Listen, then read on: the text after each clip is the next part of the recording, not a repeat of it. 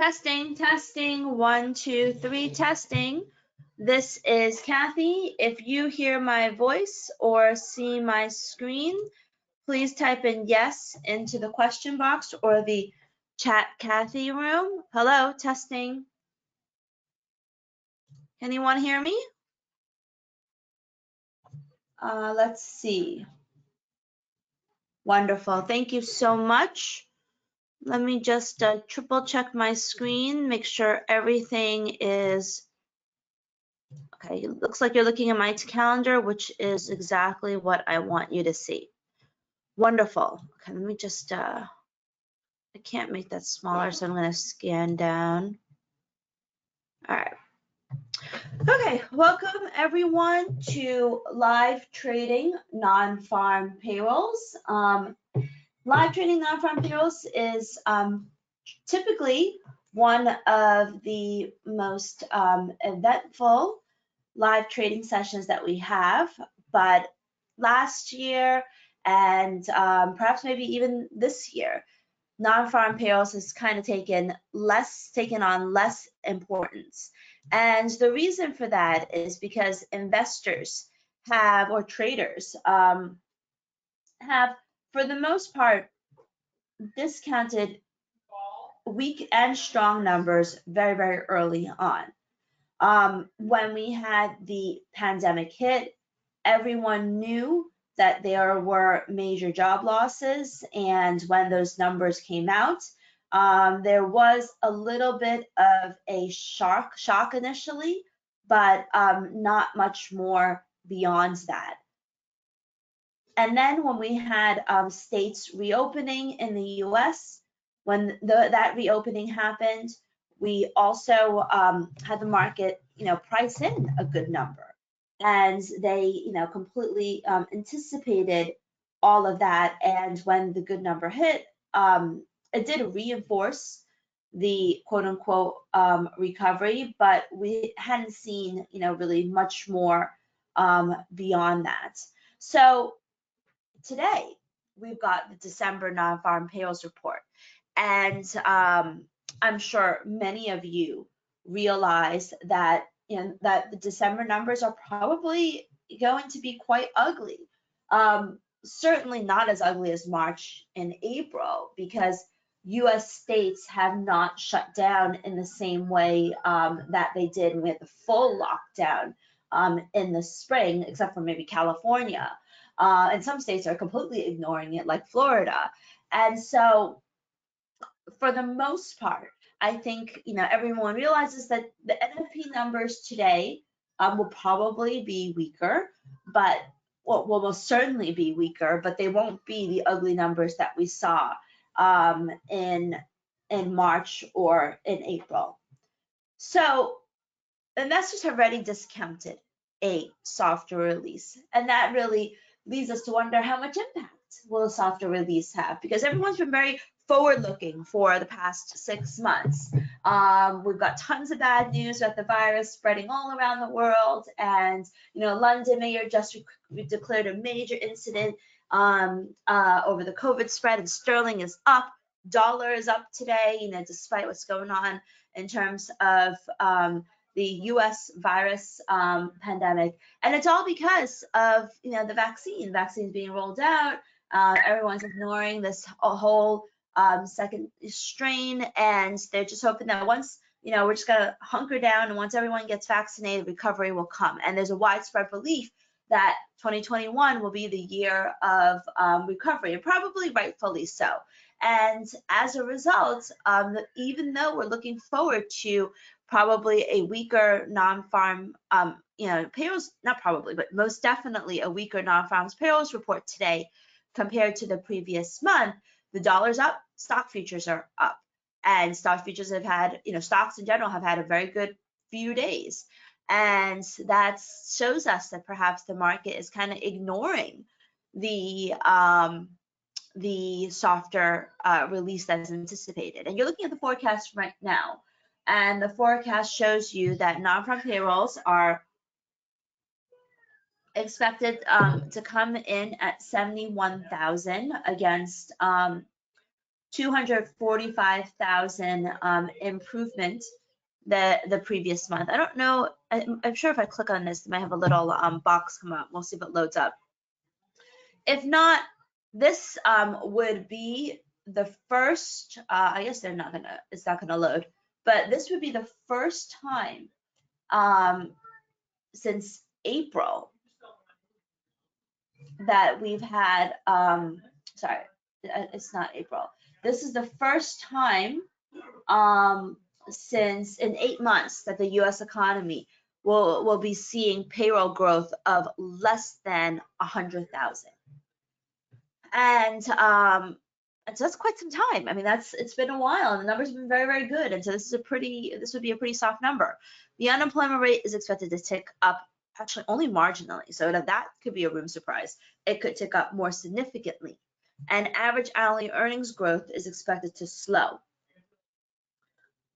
Now, there is scope. It's possible that the numbers could be negative.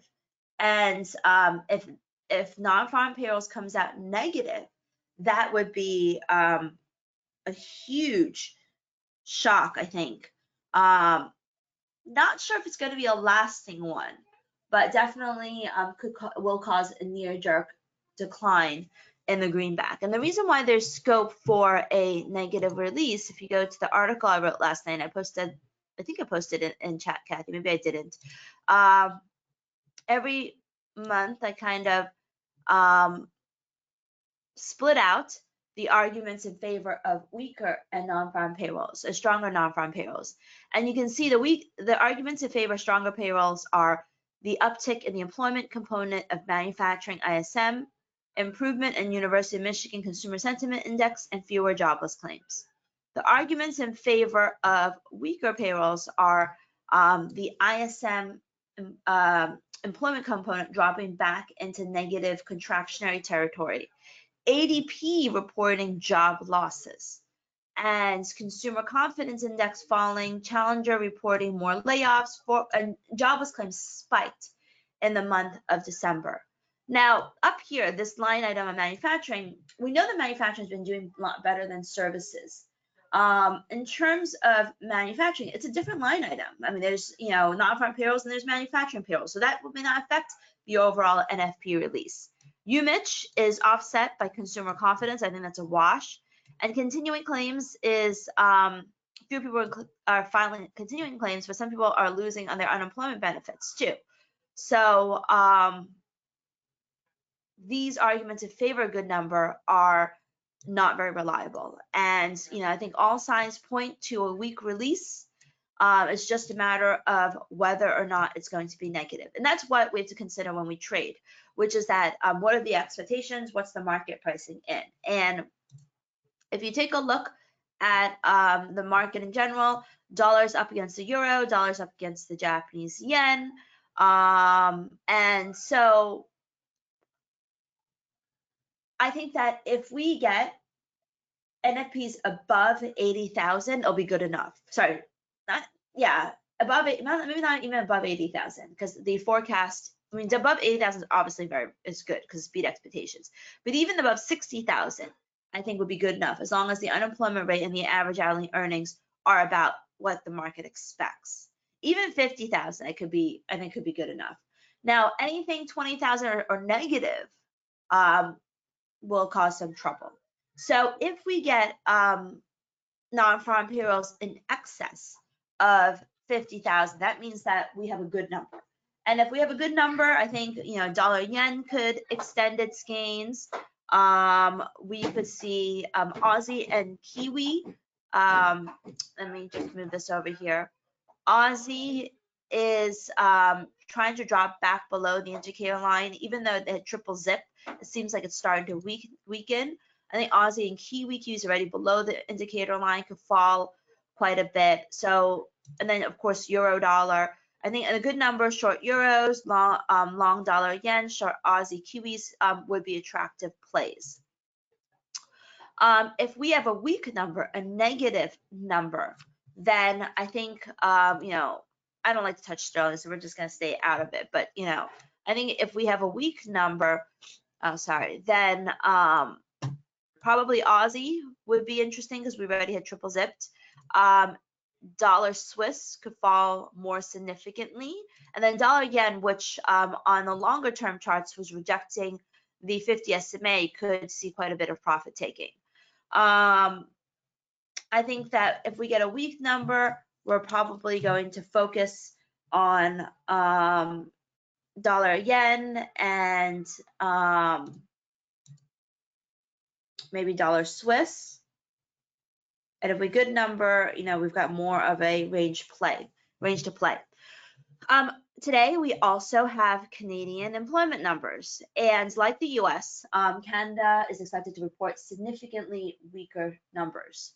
And this would be the first time that we had job losses in Canada since April. So pretty staggering release. You know, I've been trying to sell CAD all week, just like I was trying to sell pounds all week, and they have not worked out. Labor market numbers are significant enough to impact the possibility of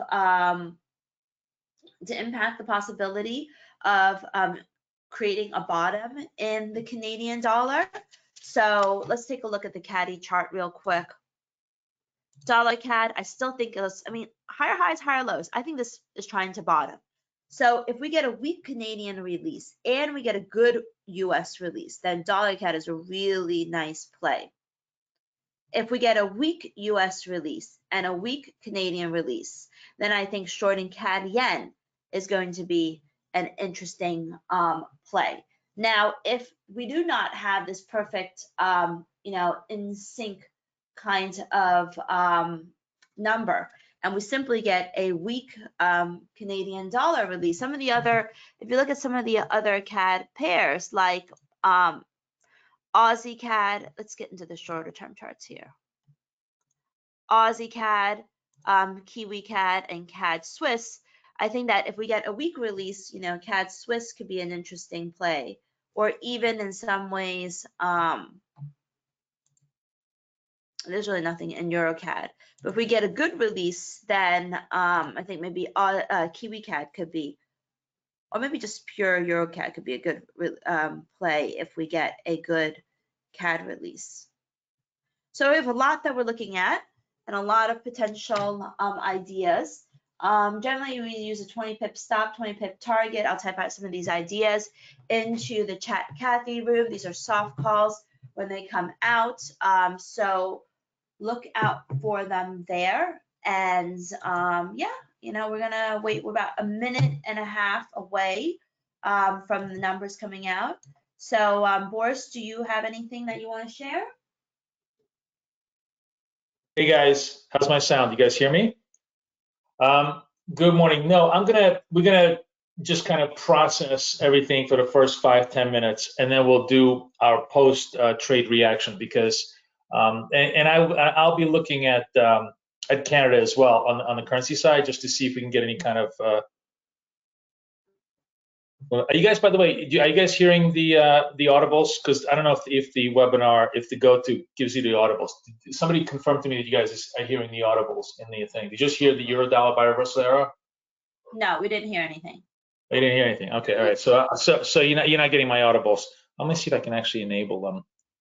All right. So let's just wait for the release, and then we'll trade afterwards. I have a whole bunch of stuff, of course, to go through with you. All bunch of new indicators. New, right? Well, no, it's just the continuous upgrade of all the indicators in the trader box, which I'll go through with you as well. So the latest version, and you know, we'll obviously trade our hearts out afterwards. So let's just see how it develops first of all. Dollar CAD looks like it's going to the downside. Maybe positive anticipation, positive news. We'll see.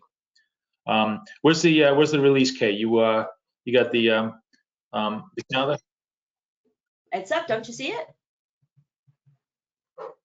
You don't see my screen?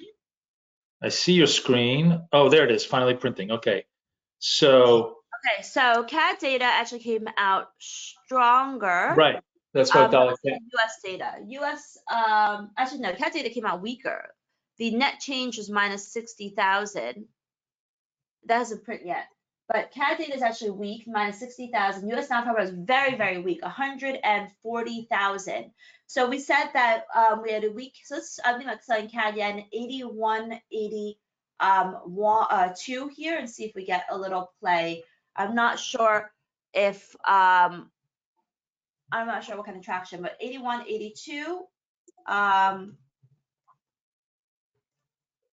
Dollar seems to be rallying despite the fact that non-farm payrolls dropped 140,000. That's because we've got, it's because the average hourly earnings are so strong. That's why.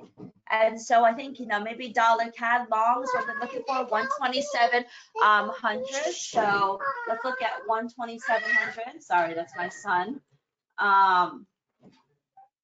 So I actually like dollar CAD 127.00. CAD yen 81.82. CAD yen is probably not a good idea because of the US and close that at 85 because of the strength of average hourly earnings. And then we said that euro dollar is going down, Aussie dollar is going down. I like the euro, both of them. Euro dollar 122.39, maybe Aussie dollar 77.68. So you got my ideas in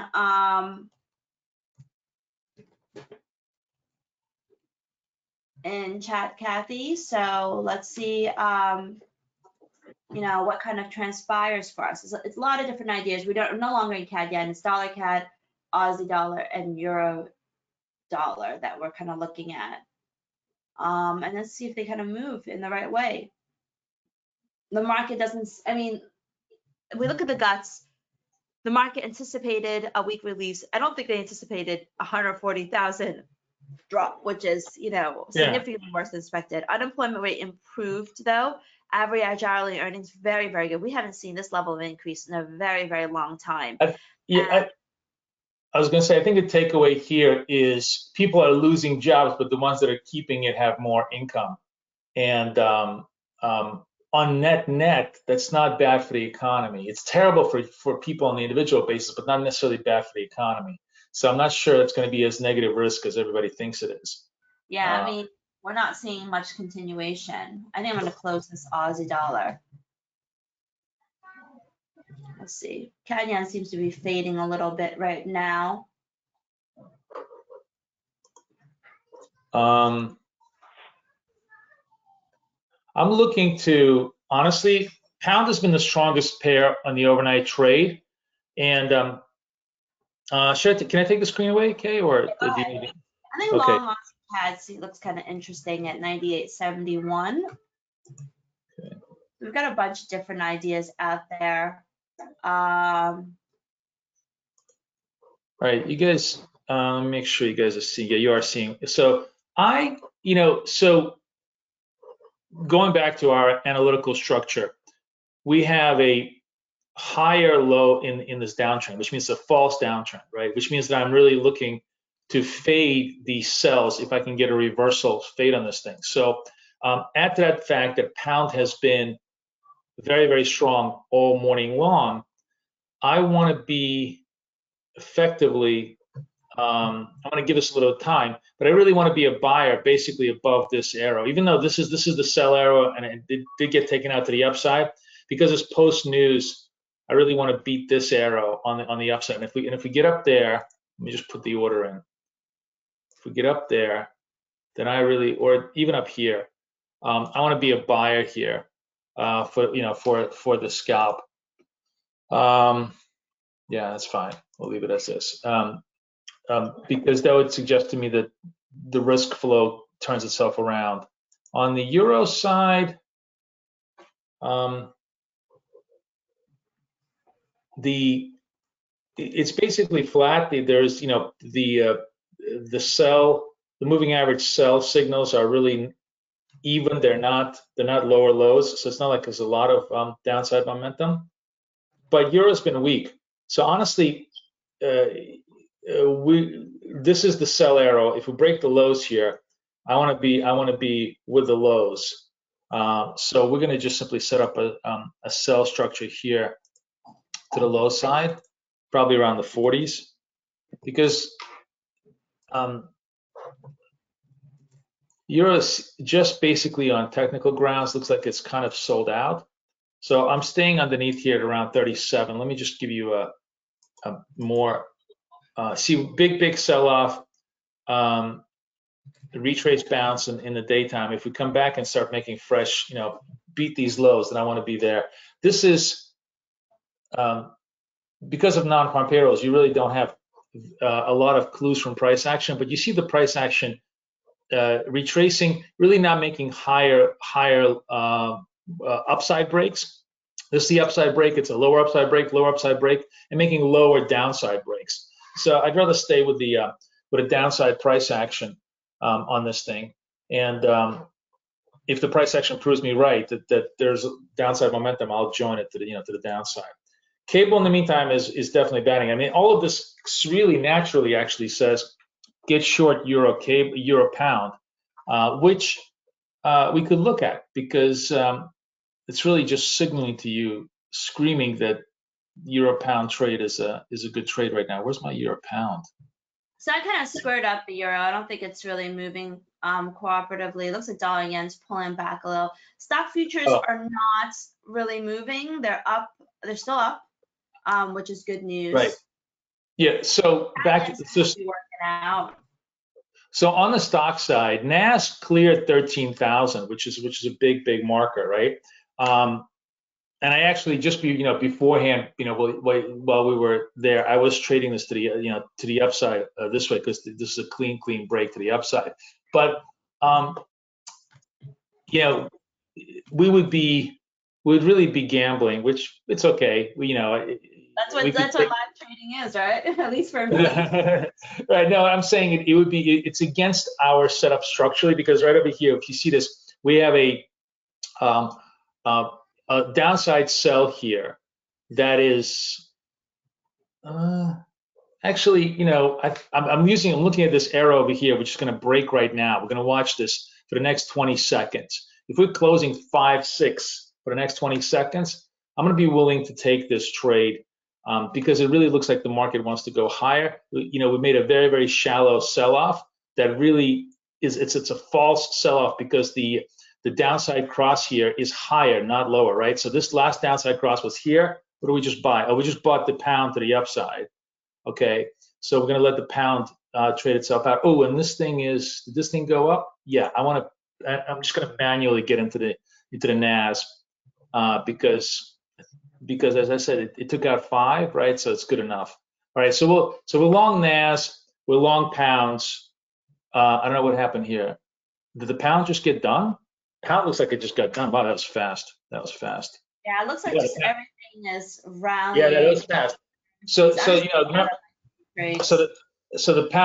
pound really traded through that reversal say, which the price action completely confirmed to us what was happening, which was this was the relative strength trade of the day, and the turn really happened nicely. So that was good. The pound turned. NAS is just floating around here. As I said, this wasn't a 100% kosher trade, but a little better than 50-50 kosher. So I guess it's okay. We'll let that float. I haven't even looked at Dow, or Dow doesn't really have anything. German is actually negative. German is got. If you look at the German, we have a cross over here. We have a cross to the downside here, which is a lower cross. So we really can't, in all fairness, even consider an upside trade here. And you see, by the way, Europe is just relative weakness here this morning. I don't know what's going on. It feels to me like we're still lagging on the European side there. I think they're just feeling like with Biden coming in, the blue wave here, the spending is going to be on the U.S. side, and we still get the juice on the U.S. side. NAS is crawling.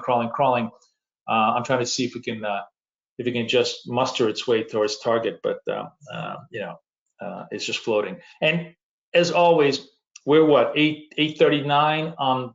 We got an hour before market opens, so we're always going to be twiddling our thumbs. Oh, so nobody heard German trend up, pound trend up, right? Tell me this, like you heard nothing, right? Sorry, this sucks because in Zoom you guys can hear my audibles. So German trend up, that doesn't matter. Pound trend up. Pound is turning into an uptrend, but this is an uptrend. Interesting. So this is an uptrend that is a little bit, see this crossover here? It's a little bit lower than the prior up crossover. No, it's actually significantly low because this is the last crossover here. So not you know, the upside trades here that will develop in this upside trend are not exactly to spec. We could cheat a little bit, but really they're not exactly the spec. So we really shouldn't be taking upside pound trades just yet because it hasn't fully created a high crossover for us to stay consistent with our structure. German is definitely lower. As a matter of fact, I'm actually going to be looking for German. This is the other interesting thing I was going to tell you is the beautiful thing about kind of having this logical structure is, so the German is creating a lower upside break, right? This is the upside break here. The upside break here is a little bit lower, right? Which essentially sets us up for what I call a false. And by the way, the NASDAQ is finally starting to work. Let's see if NAS can get me done. Screw this. You know what? Let's just take the close on. We'll take the 3 on the NAS. Or 4. It goes 4-5. Hey, anybody trade the NAS with me here? They just blew up. Now I'm pissed because I should have taken my own futures trade, but it wasn't really like 100% legitimate trade. So NAS worked, cable worked, beautiful. Now we just sit and wait, let the price action come to us. But what I was going to say is, so here's an interesting thesis to look at. And I'm actually going to put this in play because I want everybody to get comfortable trading both sides, right? So we have what I call a false upside break, meaning that this upside break is at a lower level. So its signals here are really downside signals. Now, if the downside signals, if the price action is telling us that we should be only paying attention to the downside signals, then we just flip our whole strategy around and we say, oh, then if we have a continuation sell signal here, we're looking for a break at the lows. If indeed this is a false break and we're going to get more continuation to the downside, then I want to be short the lows. So we're going to set up the lows here, the other way, and trade the German to the downside. Now, if it's a runaway trade to the upside, if it's a true strong trade upside, it will never hit our target. It will never hit our trade. No harm, no foul. We're not going to be in a trade.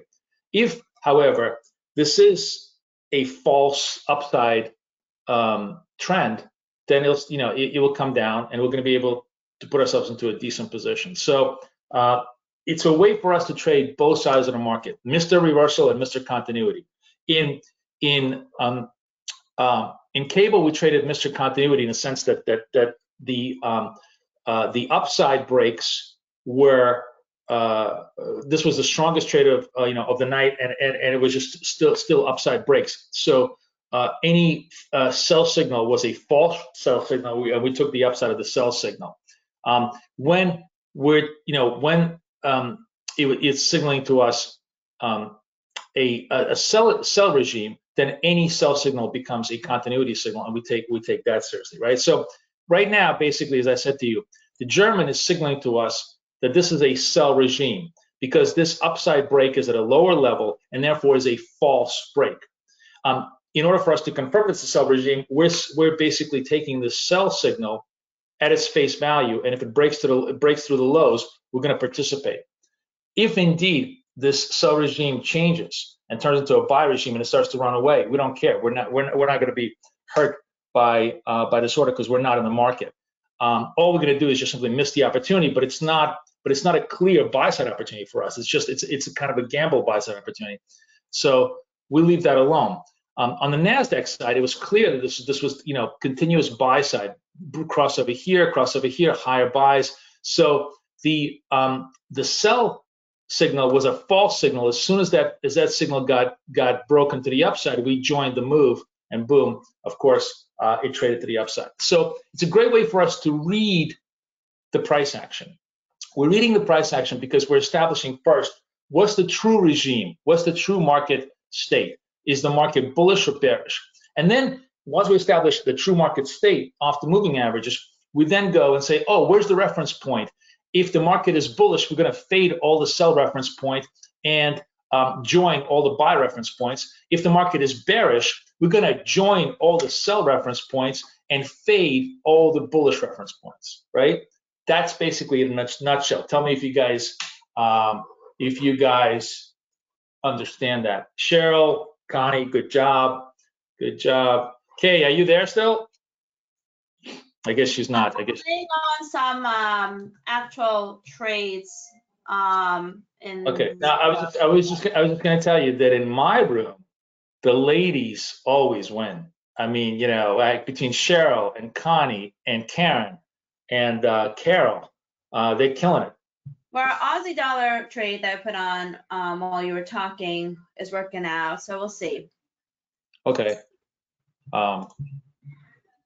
No response to my gender baiting here over here from you. Okay, I guess not. Kay is just focused on trading. Yeah. Okay. Sorry, I'm just kind of like right now. Okay. So the German did slip down here, but obviously lots of volatility. We'll see if this trade actually materializes here. It's a big slip. How much was this move? Did I have? I think it was this. I would have thought that maybe. I'm surprised it triggered. I guess it just. Oh, it was just. What was this? 58 to 72. It was a 15 move. That's why. It was a big volatility move. So most of the profit was in this candle, which is why this trade wasn't, may not have been optimal, but you know, whatever. I want you to kind of just look at this trade because I think it's important to understand how we can trade the reversal mentality as well as the continuity mentality. As I always said to you, the continuity trade is always much better. You want to be with trend and taking the continuity or the fake reversal trades. The reversal trade is always more problematic, but if you're going to do it, we're going to do it at least in this logical format where we know the regime is not true. That the signal of the regime is not confirmed, and then the breakdown of the reference points gives us that confidence level that maybe we have a downside. Now Nasdaq is giving me a continuation buy signal in an upside to it's not. It's on the CFDs. It's not. It's on futures. All right, so it's on futes, guys. So I don't have a signal on CFDs. So those of you who've got futes, let's set this up.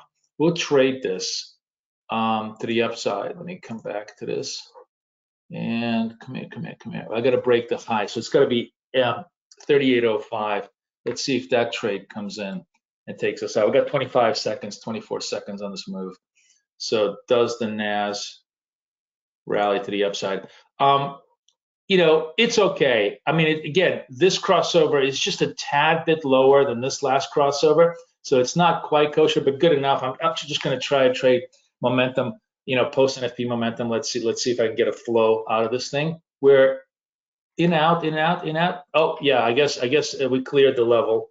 And now I'm in trade. Now we'll see if the trade moves. A little bit. We'll give that a shot. Let me minimize this. I'm on the screen. I think I'm just going to move this off the screen for just 1 sec, guys, because I want to see. What was I watching this? So the German is just floundering. Got nothing over here. The pound is not doing anything. Euro flattened out, and this actually now turns to buy side bias. We need to be looking at the euro. How's Canada? I haven't set up the Canada stuff yet, but Canada looks we can't trade. I mean, right now all you're trading is Canada on funda assumptions, not on. Oh no. Well, yeah, because the idea here is that this should be bullish Canada. I don't even know why. Fundamentally, the data out of Canada was. It's hard for me to to get a read on the Canadian data, whether this was, given the expectations, bullish or bearish. As usual, the market is reversing itself. You know, there was a bearish reaction first, and then of course it's coming in right now. But the question is, what's the true move here? If I'm looking just at the technicals, if I'm just going to ignore any fundamental idea, the true move here is still bearish Canada because all the breaks are to the upside, and the downside break is at a higher level. So this is a false sell, which suggests to us if this is a false sell regime, any buy side signal that that breaks to the upside we want to take, any sell side signal that reverses to the upside we want to take. Basically, we want to be looking at buy opportunities because we're going to assume this is a BS sell regime, that this sell regime is false for now, just for fun. It's so boring on the NAS. Welcome to post NFP trade, guys. It's just going to sit here. It's like going to do nothing. As it always does, because you know it's going to wait for the market rotation. It's going to try and do this. This 1300 area is still a little bit sticky. I'm just trying to see if I could just squeeze anything out of this thing. But we might be sitting here for a very long time. With that big peak into the 1330s on a sweep, and nothing going on here.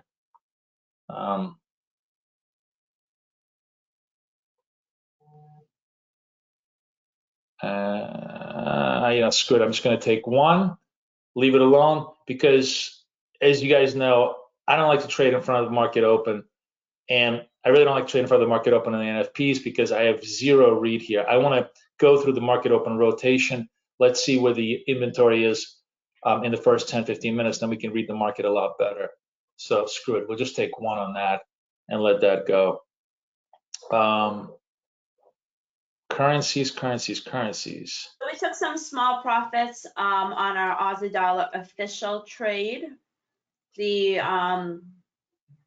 still have two others that were kind of floating. The remaining kind of soft calls and live trading Aussie CAD is still in the money, but the rest, you know, kind of got blown out. I hate live trading, but these official ones worked out. Well, that's why you guys got me, right? Because that's why we have two sides of the coin. I love live trading, and that's why you can always have fun, at least with one of us. So what's going on over here? German, you know, German just actually, you know, just crossed to the downside, right? We're still like floating this BS trade, just again for much more for engagement purposes. But here's the thing that I want to show you. We have a downtrend that's a legitimate, like it's a lower down, right? So here's a down, here's a down, here's a down, lower down. We have a sell signal here. So I don't have, since I only have one applet, I only have one chart here, and I don't want to set up a second chart. I'm just going to watch this, and I'm actually going to add to this position if this breaks, if this sell arrow, if this close breaks below the sell arrow, because that's a legitimate sell signal. Okay, so I'm going to sell the German because that actually, did I come in? Why isn't that selling? Oh, sorry, I got to go this way. Okay, so I sold the second one. So now I have to manually set up. But look, see, I sold the second one, and that position is actually, ooh, where did that go? Okay, so you know what? I'm going to take this profit. I don't know, whatever. Sorry, guys. It all got sloppy. I took all my profits in the German because my applet was only can only control one chart. I didn't have two positions. But overall, I think the whole position was either +5 to +7 as to, you know, from the entry. But again, proving my thesis that this was a BS. I'm not allowed to curse because Kathy, I guess, is on the line, because you guys know my potty mouth will be just you know, F-bombs would be flying if I was here myself. But this was a BS upside trade. The sell signal here got broken, was a true signal. We got short.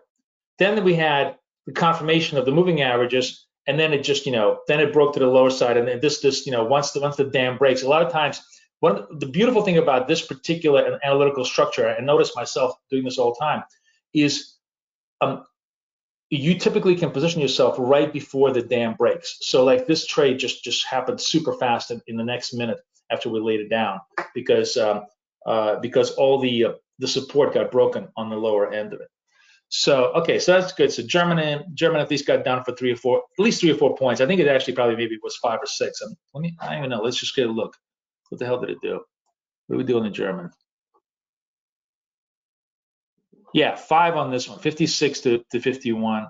Yeah. So it was like 5 points. That's good. What else we got here?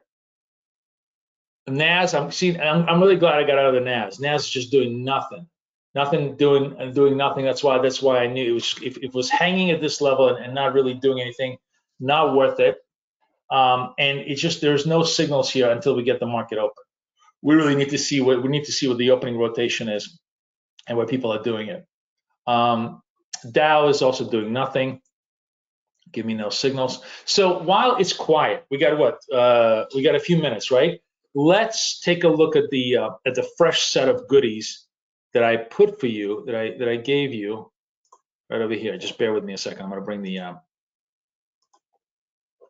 So this is for everybody in the BK. No, sorry, this is the wrong. Sorry. BK tools. That's what I want. Okay. All right. In the BK toolbox is the I've just got a whole bunch of audible, so just listening to that. Is the Arrow Trader folder. Click in there, right? You're gonna get the 4 and the 5, the latest. This is the one that has, this is so cool. I gotta show this to you. It's got the trend up, trend down, trend up, trend down signal, right? And here's the cool thing. The final version is gonna have, German is done. Yeah, Connie's saying to me she traded the German. The final version is going to have actually 4 states, which is trend up confirmed, trend or trend up higher high, trend up lower high, which is a false trend, trend down lower high, which is a true trend, trend down higher across, which is a false trend, right?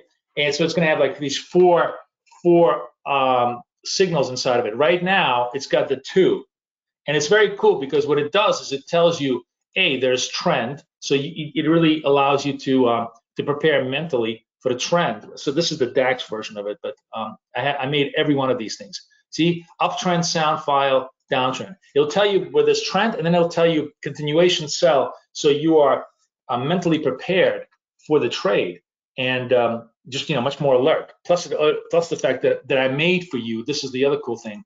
I made for you guys. Where's my thing here? Come here. Where is it? Here you go. I made for you all the wave files, right? I spend the whole morning. So we have pound, NASDAQ, DAX, Dow, pound, NASDAQ, DAX, pound, no. Let's do the NASDAQ, Dow, DAX, pound, and euro. That's it. The 5 files with all the wave files. All you got to do, drop this whole, all these wave files into the sound folder of your MT4. Then all you got to do is go into the templates folder, drop every one of these templates. These are all MT4 templates, right? These are all MT4 templates.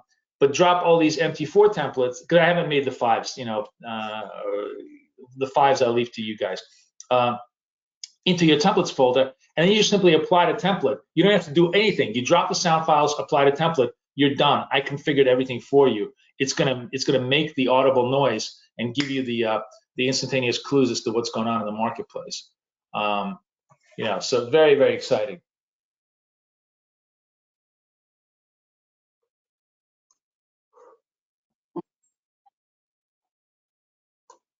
NASDAQ trend down. Okay, yeah, NASDAQ just turned a little bit down, which is actually kind of interesting. I'm not going to trade this with you guys because we know it's bullshit price action here. But So no. I don't. It's not even. I don't even have a legitimate. I was going to say I might have a legitimate trade because this crossover here is clearly lower than this crossover here. So this is not a true downtrend, right? So it means we can't really sell the lows of the buy arrow, right? It may work, but it's not to spec. It's not to our to our spec. And by the way, this is a good example of why you don't cheat the system, right? So we're looking at the crossover buys here. Clearly, the crossover buy here is higher than the crossover buy here. We don't have a legitimate uptrend, right? I told you we didn't have a legitimate uptrend, and I'm like, oh, I'm going to cheat. I'm going to press this trade. And within 2 minutes, if the trade wasn't working, I'm glad I got out of it because the whole point is this was a bullshit signal. This wasn't a true signal. This was not a true uptrend. The price action wasn't strong enough to really carry it forward, right? Whereas, let me show you some examples. Did I trade this somewhere here? Let me find you some examples. Hang on.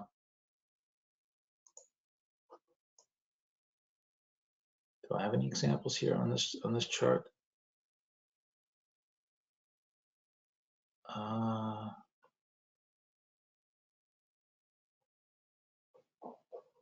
What is this? I don't even know what I did here.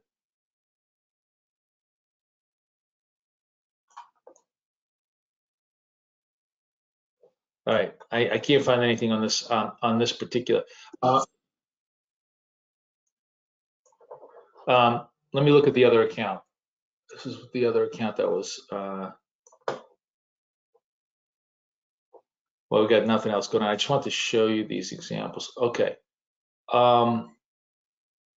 Oh, here's a good example. This is just a good example of, yeah, and these are all. Here's some good examples of me doing the right thing here. So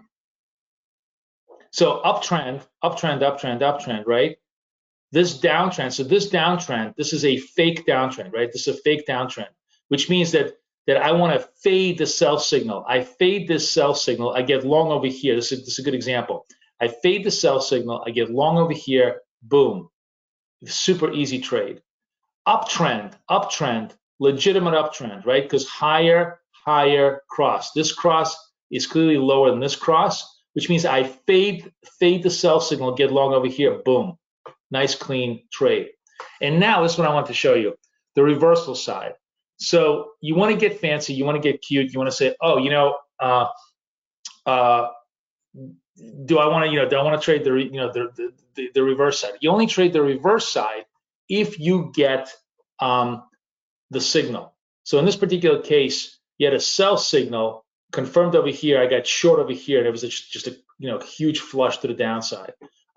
Yesterday, I think, was it in this account? I talked about this. I hunted. It was stupid. I agree with you. It was just really stupid. By the way, here's another good example of upside breakout, right?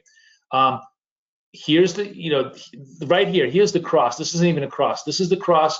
Clearly higher cross in Asia session to the upside, right? First buy arrow. I buy the first buy arrow. It skyrockets.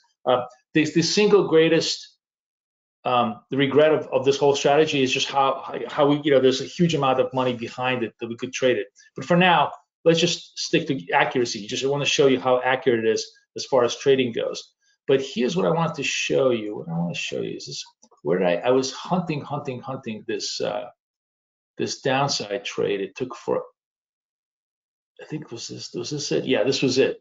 So you have a huge uptrend, right? You get somewhere around here. And you're like, okay, this is grossly oversold. But you don't have. How do you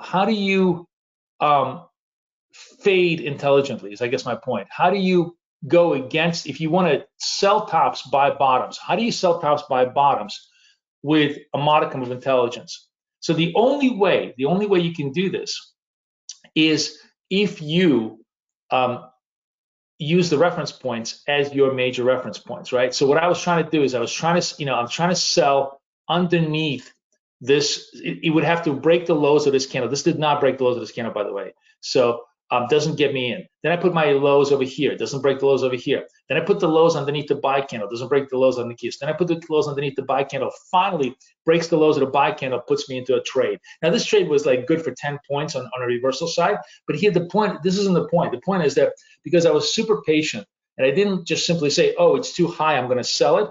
I waited until it showed me that it had a little bit of weakness. I actually made money in an incredibly stupid trade. I should have never done this trade. This isn't a trade that that you want to do. But if you're going to try to pick tops and bottoms, you can only do it by staying very, very disciplined to the reference points. That was the key point. Then I went back to basically being intelligent. I said, oh, we're back in a buy trend upside. I'm going to buy the breakout, and it was just easy money after that on the breakout.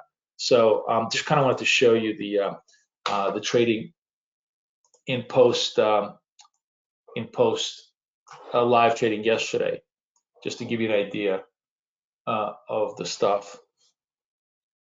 Okay, let's see what we got on the currency side and everything else. So euro, no clean clear setups on the euro. Cable, what's cable doing? I mean, excuse me, caddy, also very, very quiet. Let me look at this on a longer term basis. So caddy had we're an upside, this downside. It's arguing for an upside trade. You know what? Let's do this. If we're gonna stay true to our analytics, let's do this. So let's set this up. Put this 25. Okay. Okay. So here's caddy. Let's get big on this thing so you can see where the breakouts are. If this is really going to turn to the upside, it's going to close through the highs of this reference point. So we're going to put a buy on this thing. Let's see if I can get a structure on this thing. All right, we'll leave it like this. If caddy breaks out through the 83s, we're going to get long on caddy. German had that downside move. Now it's just doing nothing, consolidating. Dow doing nothing. We haven't had a reference point in Dow for an hour. Dow is just really, really choppy. And NAS is also dead at the 1300. It's just dead at the 1300, although maintaining its upward bias, right? So maintaining its upward bias. So here, by the way, oh, okay. So now we have kind of a legitimate upward bias. Yeah, nobody heard this audible. I have this audible just said to me NASDAQ trend up, right? So in the future, the audible will not only just tell me NASDAQ trend up, it's going to tell me trend up higher cross, right? Because this is the last time it crossed over here was a lower reference point to the upside. So higher cross to the upside, that's bullish. Now, all we're doing right now is, and we can monitor this, we're looking for upside trades with our reference points. If we get reference points, we're going to take those upside trades, whether it be sells or buys, because now we're in the right regime for buy trades. Is that clear to everybody? I know this, for those of you guys who are new, or those of you guys who don't trade with me live every day, it's a little bit overwhelming to understand the structure. But honestly, once you kind of internalize the key things, which is trend, question is what's trend, is there a signal, and then there's trade. So right now, the first question we're asking ourselves, we have trend. We have an upside trend that is legitimate. It's legitimate because it's crossed over at a higher level than the prior upside trend, which means that the buyers are making higher highs. That's the essence of definition of upper trend. So now we have a legitimate buy side trend. Now we're looking for a signal. We need a reference point. We need the arrow to pop up and create a reference point around which we're going to trade. And then we're going to look for a break of that signal to the upside, whether it be a buy arrow or a sell arrow. And if that break happens, that's the confirmation. That's the trade. That's the whole 1, 2, 3 step process of what we do here. And it's as you can see, it's very, very effective. We pretty much, when we stick to the formula, we're at 80 to 85%. When we deviate, which I do half the time because we're bored or because I'm forcing trades, then we're a little bit, we go off marker. But so far, every trade we've done has been a winner. We hit the pound, we hit the German, we hit the NAS. What else did we trade today? Did I trade anything else? We hit the NAS twice, right?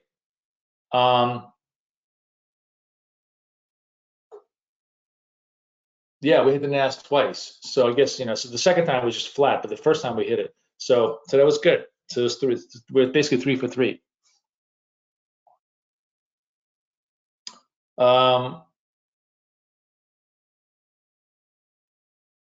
How's everybody doing? Are you guys hearing me okay? You're so quiet. I don't know if just tell me that you hear me. Tell me you're there, my friends. I get very, very insecure. I guess everybody's just watching price action. So we got, okay. Hey, Karen. Karen, what are you doing with yourself? Did you trade NAS today? Did you do anything today? Hey, Krasi. In the meantime, feel free to download. Yeah, you know what I've been looking at, Karen. Man, I've been looking at Bitcoin. What a ridiculous! I wish I could trade it here in like the kind of fashion that I need to. But what a ridiculous profit machine that is for our strategy when you trade it properly. Oh, I got one other thing I can show you. Well, while we're putzing around waiting for signals, the other thing that we just did. I don't know if I got to go find it. Hang on a second. We redid. It's not available yet for distribution, but I want to preview it with you here, guys. So futures. This is not it. I want to show you. Hang on. That. Come on. Okay. I want to come down. So I have the new version of the arrow. My arrow. Okay. So check that out. So this is like sort of the clean, clear arrow version of TradingView. For those of you who like TradingView, this obviously is going to be very, very nice and clean. And you can see all the reversal, the continuation, the trend colors are green and red, and the reversal colors are white. I mean, I think that's pretty good, right? It's pretty clean, clear. You can see this pretty well. I'm going to make it bigger. You can see the breakout. So I'm going to publish this script into the sessions, script in TradingView is going to be updated to this, because now all the parameters are totally set up. But what I was going to say to you is, look at how well this trades Bitcoin. Holy crap! Is there just amazing ability to trade Bitcoin here? So you have, I mean, this is a 1-minute chart. It's an insane chart, but still, upside cross, upside cross here, right? Upside cross here. The sell gets reversed over here. You get long, boom. Nice clean trade. Downside cross here, which is basically fake downside cross, meaning false sell-off because it's a higher cross. You're looking for buy trades. So here, this sell gets reversed to get long over here. Boom. This is literally $200-300.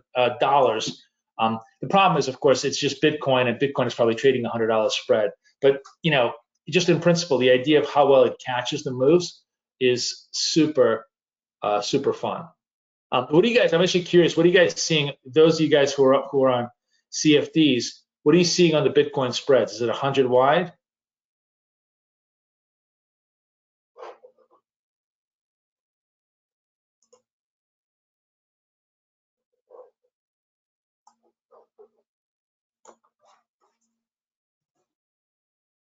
Anybody got Bitcoin on their platforms?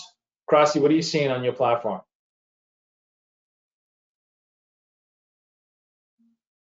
I'll pull it up, my friend. What do you, Karen? What are you seeing Bitcoin on your platform? Is it 100 wide? I mean, because the spreads are just ridiculous, so it's kind of hard to trade it. But still, you can't trade Bitcoin. Yeah. What? By the way, like what's up with that? There seems to be they really tempered down on. I don't understand why Bitcoin all of a sudden is taboo. Like, what's the big deal?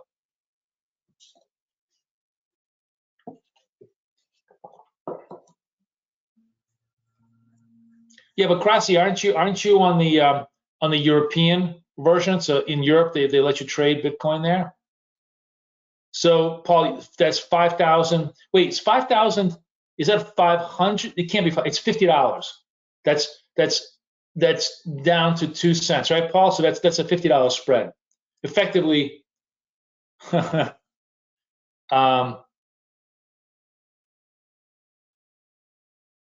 um, right? Is that right, Paul? So you're a $50. It's basically Bitcoin is $50 spread. So it's like if it's 41,390 by about 41,450, somewhere around there. Is that correct? It's not $500 spread. It's $50 spread, right? Oh, so we got the, I'm looking here while we're putzing around. Let's play the NAS. NAS is a legitimate upside buy here. Let me see if I can set this up against the buy breakout candle. So it's gonna, if it beats the breakout candle here to the upside, we have a legitimate setup. Although as usual, my caveat, we're 15 minutes before the open, which I always hate being, but we can always give it a shot. Hey Paul, who's the broker? Who are you using? I'm just curious. Connie, yeah, Pepperstone. Oh, okay. Yeah, Connie, everybody regrets the Bitcoin, the woulda, coulda, shoulda trade.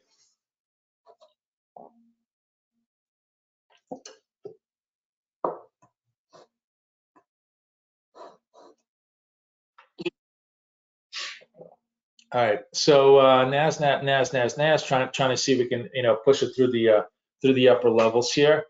But what I was going to say, yeah, so $65 basically. Himanshu, $65. That's reasonable given how ridiculous. It's trading $200 a minute right now on the up and down movements. I'm still convinced we're going to have a 5,000 to 7,000 down day in Bitcoin. Bitcoin is going to crash like a storm, just one day, just to clear out all the Johnny come latelys to the trade. All right, we got about 25, 24 seconds left. Looks like it's inching up. It's very, honestly, I hate pre-market open NFP setup trades. You guys know this because what happens is it's hurry up and die, right? Hurry up and wait, nothing happens. All the price action for us on the equity side happens post-market open when everybody gets to react to the NFP numbers. Honestly, I think at this point, everybody's completely, the market at this point is really not economically driven. It only cares about couple of things. Biden getting the blue wave majority in both houses, the ability to maybe pass a $2 trillion stimulus, and the ability to really ramp up vaccine. I mean, if I was Biden right now, the only thing I would be doing is I would take $100 billion, $200 billion, $300 billion. I don't give a shit. I would take all the money from Pentagon and create 10,000 vaccination centers all across the country, so people could just get working 24 hours a day on three 8-hour shifts. So everybody in the country could be vaccinated within a couple of months. This is the way we win. After that, if he does that, that's going to be super bullish U.S. stocks. But we'll see if he's got the imagination to seize the moment.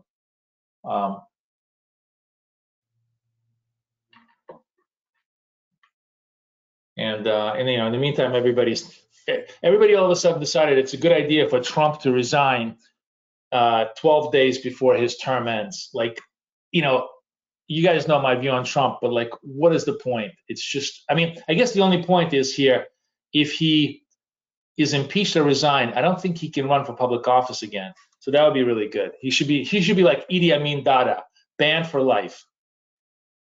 Like Gaddafi, Idi Amin Dada. Who's the great, pantheon of terrible dictators? He should be right there, up with them. So this is failing. So we're not getting the trade, which is just as I said. This is exactly what we want. We either want to be winning or not in a trade. And so far we're not in a trade, right? We either want to be winning in a winning trade or just not in a losing trade. So that's the beauty of our setup. It keeps us out of being a losing trade. There's nothing else going on here quietly, frankly, guys. I got cable, quiet.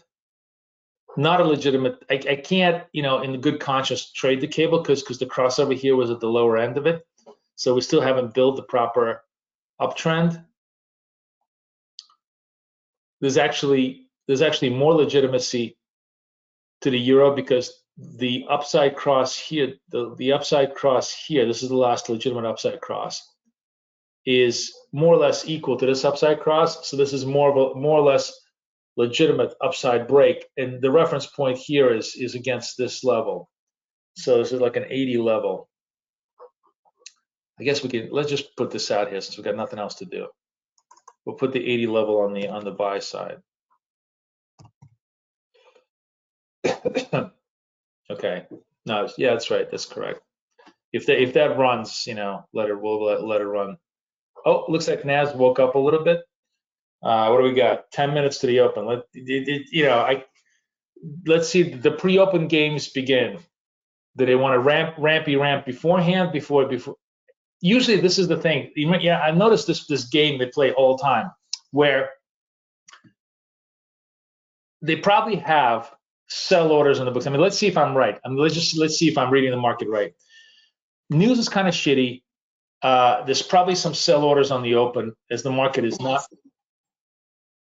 the market not loving the the news. There's probably sell orders on the open. So that what do? You ramp it in front. So you get everybody who's anticipating the shorts squeezed out of it, get prices higher, and then short right off the open, knowing that there's going to be a flood of sell orders come in and cover those shorts. Like that's the game I would want to play. But we have about 7 minutes. So, the whole idea is it's got to be ramped about 5-10 points to the upside, or in order for the game to play. So far, they can't even get it up through the levels.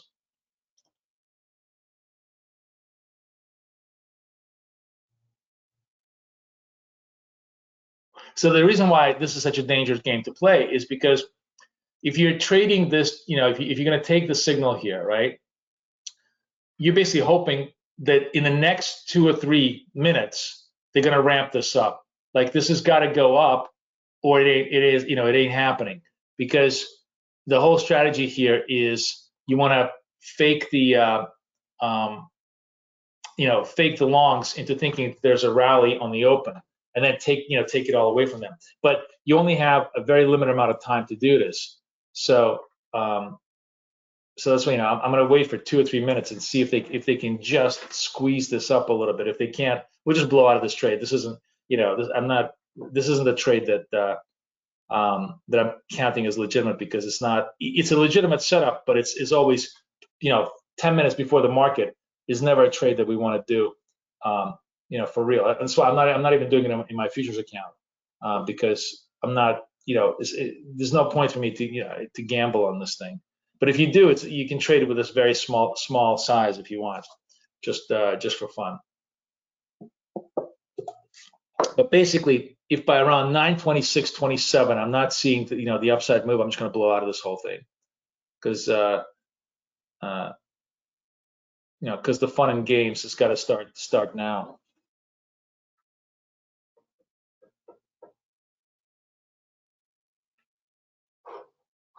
We can watch it contemporaneously on futures as well here. It's kind of interesting just to see what the futures are doing, if the futures can lift it, because they'll tell us if it's working or not.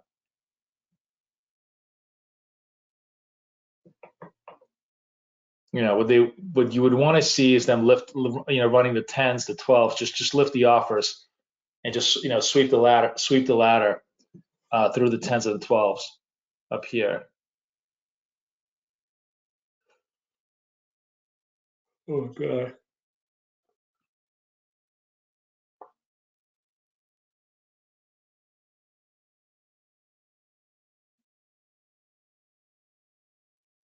That was at 25. Nah, you know what? I'm just killing it because it's not worth the play. They ain't moving it. Now what it's always, whenever I let go, they're going to start moving it to the upside, but it's just not worth it.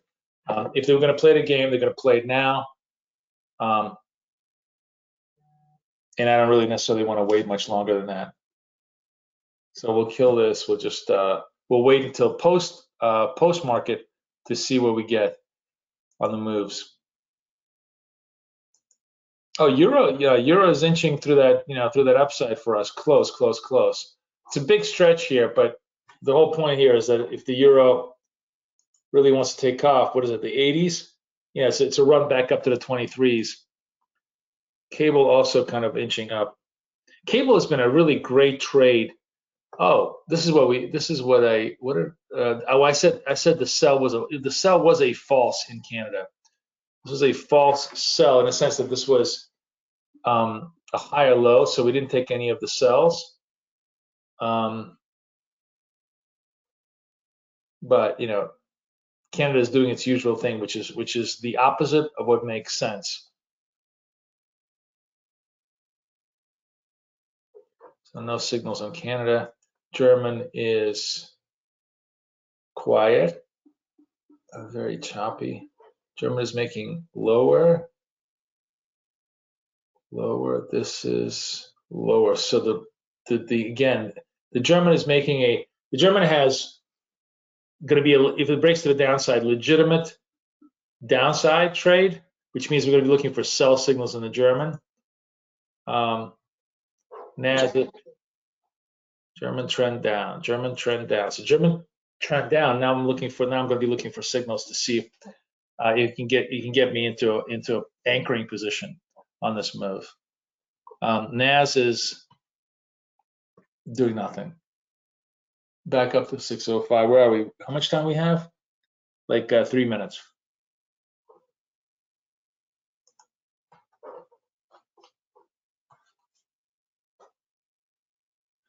Yeah, cable is really like tailor made for this scalping strategy. I mean, with cable, as long as you honor the rules, you are in generally great shape because the thing about cable is like the NASDAQ of currencies. When you're on the right side and you're positioned, it's just super fast. It resolves super fast, right? It just comes in. It looks like, what are we at? They made the run. Remember I said to you they're gonna make. Here's the run. Here's the run to. Here's the run. I just wasn't gonna be patient enough to wait for it, but they did make the run. Here's the run. Here's the run. Right in front of the market open. It's just, here's the game. Like I told you, the game is that they're gonna take it up. They're gonna take it up right before the market open, and let's see if I'm right. That there's a ton of some sell orders on the open. They're gonna just flush it right back down. But how many times have we seen this game? But what's cool about this is, this is the other thing I was gonna tell you. When we're using our structure, right? We know the game, and if it's in sync with a structure, it's just like it gives you a lot more confidence because the structure is confirming to you the game. I mean, we don't have the advantage of proprietary order flow. We don't even have even remotely any advantage on news flow. News flow is controlled by algorithms. Order flow is controlled by bank traders, right? All we have to observe is price flow. So the beauty of our structure is that we can, if we can use our price flow, we have that edge of informed direction, and that's what keeps us on the right side of the trade most of the time.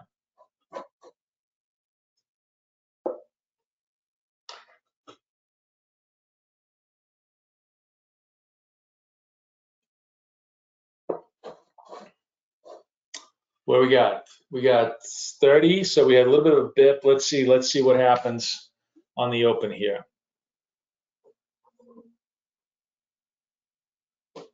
Yeah, they're ramping it.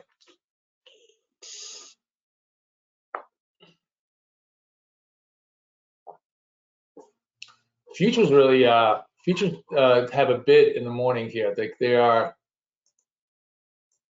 But look at this. This is what I was going to say. Look at the futures bid. So they took it up, took it down. Just curious to see, the games they're going to play. Ramp it up, and then boom, boom, boom. Hello, right? How many times have we seen that little trade? Like a million times.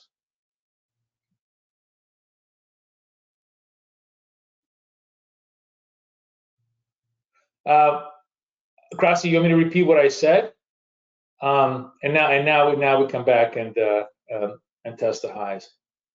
What I was saying is we don't have an advantage on news flow because algorithms read all the news wires in a millisecond and all the Twitter feeds in a millisecond, and so they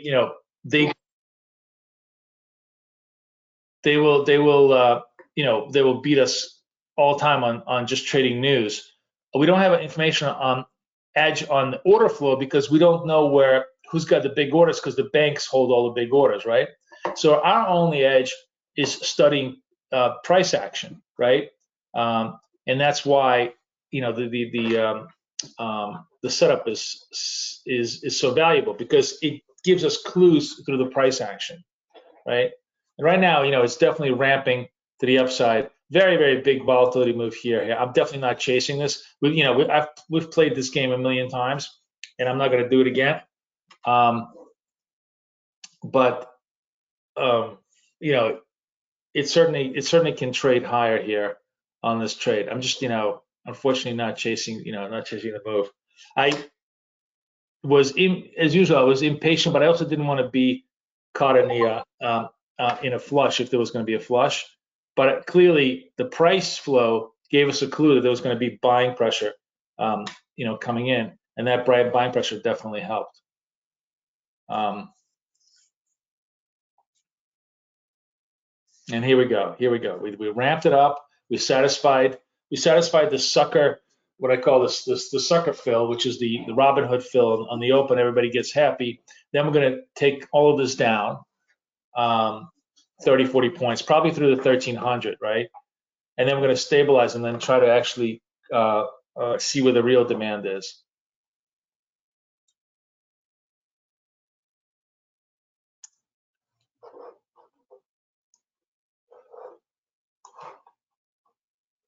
Let's see how Canada is doing. You know what? Oh, let's play this. So, okay, I'm actually long. I'm going to get long Canada here because remember I said to you this was a false sell, and I want to be on the buy side, and this gave us a reversal buy. So I'm going to play this long Canada right now, and we'll see if that gets satisfied. Pound dollar does not have a signal. Euro dollar. Oh, it timed out in our signal, but we can reestablish it back against this high.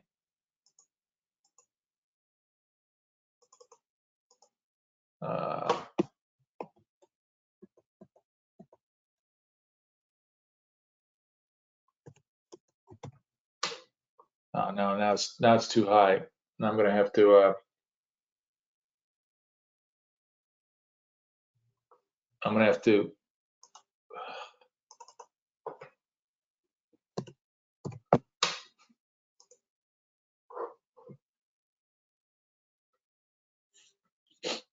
all right, I'm gonna hang on a second here.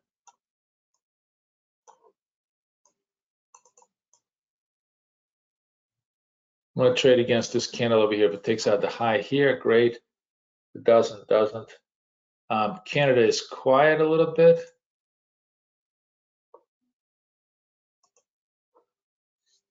NASDAQ reversing twice.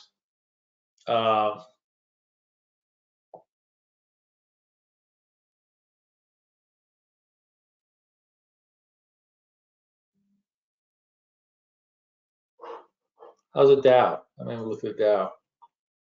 No signals on the Dow. This is Dow. So this is a sell, lower sell. So lower sells.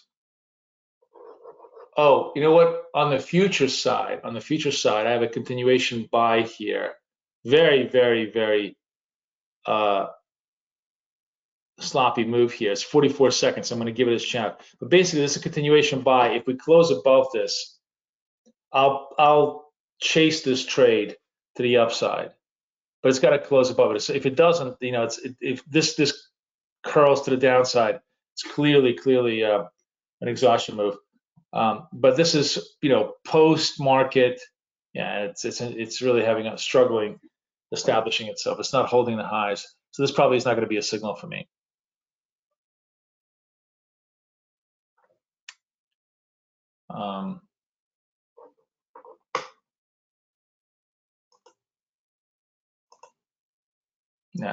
No, I can't. I screwed this up. It doesn't matter. It wasn't a signal. So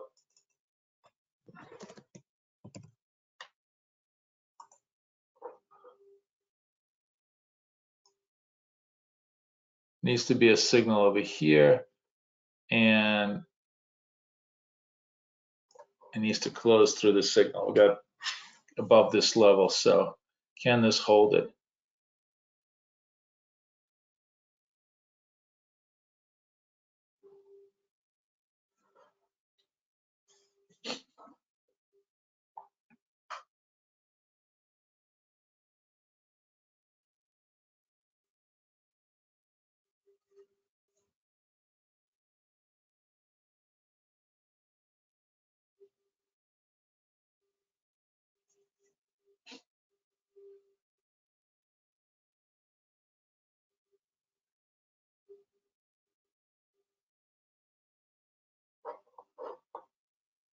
All right, I'm gonna, yep, done. Good. Okay, that was good. So that got done. All right. And that's all, you know, that's all I can do. That's all it's good for. So this was obviously early morning rotation, tested a downside, kind of, you know, true buy to the upside, still stayed true to the uptrend, took out the highs of the uptrend. We followed it up. We followed it up after it legitimately broke the highs of this uptrend, and you know, made bank. That's it. As simple as that. Anybody trade the NAS? Connie, did you take the NAS? And Cheryl?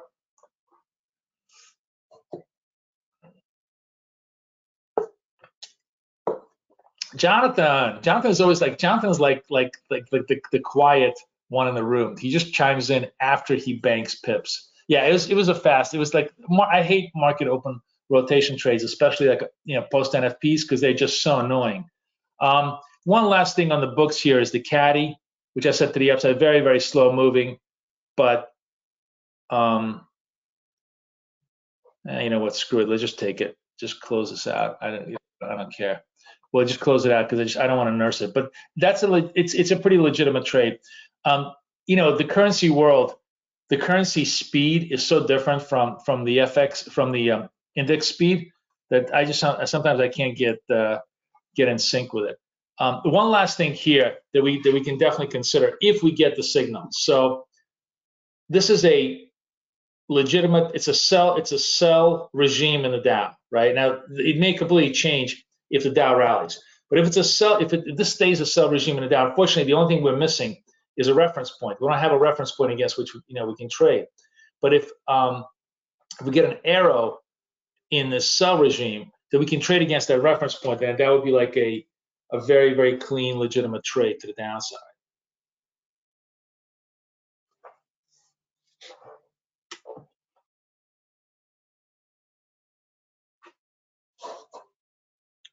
But you know, it would have to we need a couple more minutes of the stuff. Oh, and the Dow, the German, I just you know wasn't paying attention. We just missed that. So just to show you, how would you have traded the German?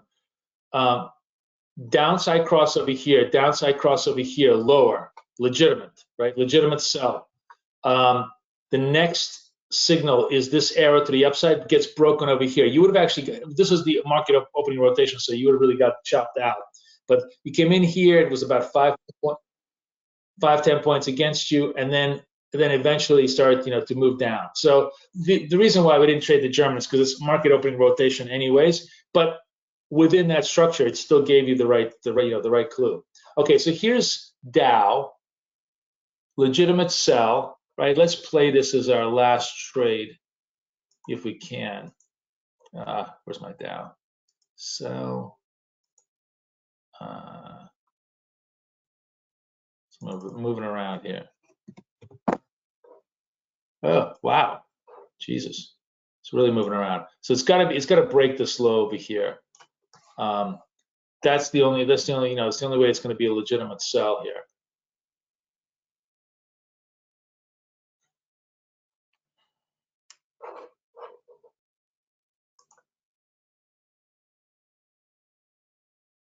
But it looks like the markets are continue to go up here. So it continues to be risk on. So it doesn't look like we're going to get a trade here in the Dow. The Nas broke nicely to the upside here. So so if this candle doesn't really reverse, I'm probably just going to close out our trading for the week. We had another really good day, I think, right? Like, legitimately like 10 in the Nas, legitimately 5 in a pound, and then just a smattering, like 5 in a DAX and 2 in the caddy. So not bad. And market is breaking up to the upside, and that's the whole point. I mean, the beauty of what I love about this strategy, will kill it, is that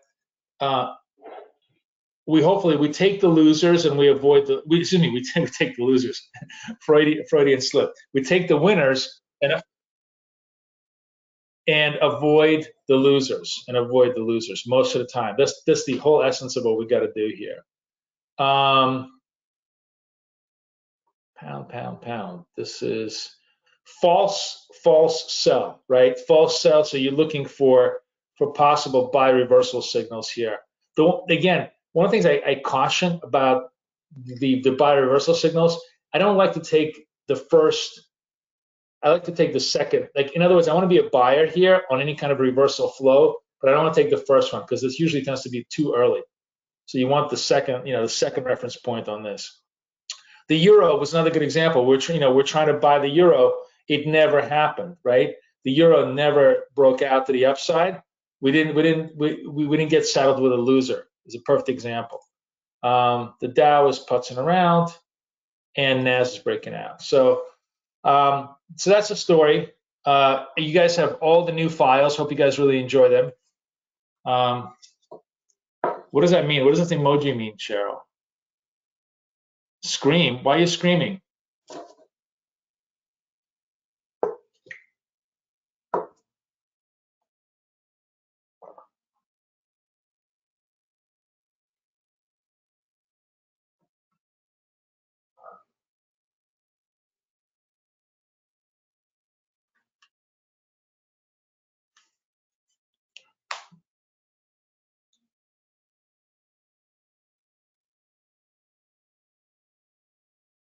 I was looking at the news to see if there's anything hit the news.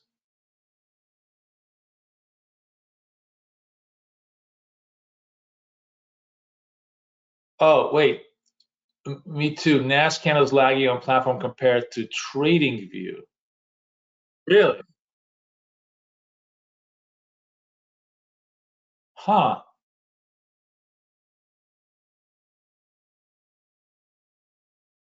Wait. But you're not seeing that show. I'm not seeing that on my futures. Are you seeing that on the futures?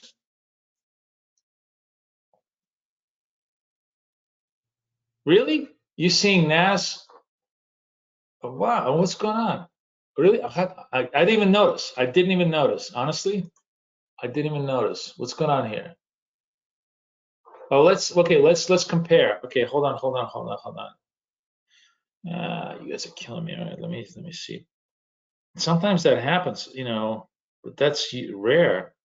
Where is this? Okay, here's trading view Q. Here's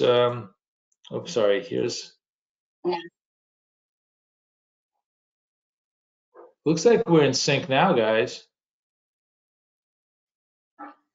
Were we like one sec? Were we one candle behind?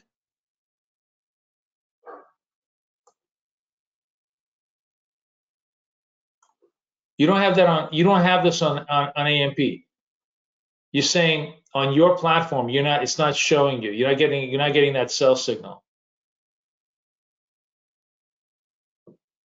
And this is you're trading a live account. I mean, if you're on the demo, maybe they're just lagging the demo. So that's weird. That's really, really weird. Yeah. I would restart, maybe even reinstall. Sometimes you can get a lag on the feed, but it's really weird. Fortunately, I haven't had any problems. So all good. But I guess fast markets sometimes they can do that. You're gonna get a lag. You mean 9? Oh, did the caddy finally pop and I wasn't watching? Because as usual, oh, look at a caddy, look at a caddy. We were here. Gave it up like a bunch of idiots, and the caddy went 9. So again, I'm just gonna say this literally a million times from today onward, because it needs to be seared in everybody's mind as to why we do what we do. Point number 1, trend. Point number 2, is trend real or bullshit? Point number 3, if the trend is real, I'm going to take the reference points at their face value. So that means if the trend to the downside is real, I'm going to sell the sells and sell the buys. If the trend is bullshit, I'm going to buy the buys and buy the sells. So in this case, I bought the buys, right? Because the buys were in a downtrend. The trend was bullshit. I bought the buys. It created a great point. Yeah, so something, yeah, that's clearly lagging. There's something. It's this clearly lagging. So yeah.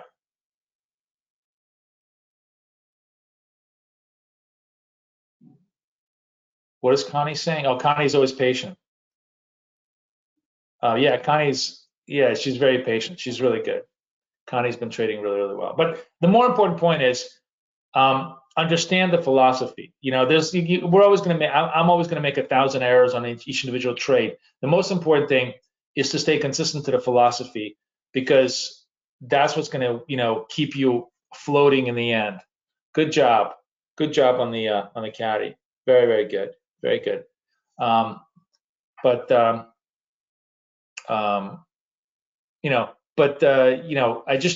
want you guys to get really, really comfortable in this pattern, because that's the pattern. This is the final piece of the pattern. And with the audibles, I already gave you the trend up, trend down audibles.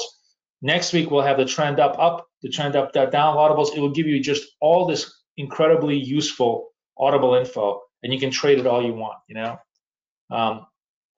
So another great week. We're 5 for 5 this week. I'm really, despite all the fuck ups, we're 5 for 5 as far as pips goes. Doing great. Everybody have a wonderful, wonderful weekend. And we're gonna do the 221 preview next week, so everybody come join us for that, and a lot more new cool stuff coming up. I'm working on a mega project for this thing that's going to turn what we do on a scalping basis to 2021 preview. Get hip to it, Jonathan. I'm a New Yorker. We don't waste our syllables. But I'm working on this mega project that's going to give us a global scanner on global timeframes, meaning, from 1 minute to 1 month across all instruments, that's going to be able to pluck out this structure on any time frame, any instrument, and will allow us to obviously create much more leisurely, much more interesting, much more longer term portfolio trades as well. So that's where we're going in 221 or 2021, whatever the fuck it is, in terms of direction. But for now, the scalping is doing great. This is what I really wanted to do. I wanted to just really nail down the day trading, and I'm super happy with how it's going. So I'll take that. Everybody have a wonderful day. Look at the Nas going right back down. The bitch is down. Look at that. Let me just the final thing on the Nas. So that sell arrow was so Connie, and Cheryl. So this is what I was going to tell you. So if you're in that mindset, if you're in that contrarian mindset where you're like, okay, you know what? I'm not going to trade trend. But I want to look for my reversal play. So the reversal play only comes into play, as I said to you, if you have the reversal signal confirmed, and then you get short this thing, right? That's the beauty. This thing can go the other way as long as you stay true to its structure. Until this candle occurred, there was no fading the NAS. But after this, that was a pretty decent fade, and it just dropped like a stone. So I'm actually have one trend account I call my Mr. Continuity account, and one fade account that I call that my Mr. Reversal account. And obviously the reversal is going to be more of a challenge. But if you want to trade the opposite side of a big trend, this is the only way you trade it. All right. Thank you guys. Everybody have a wonderful, wonderful weekend. I'll see everybody next week. Take care.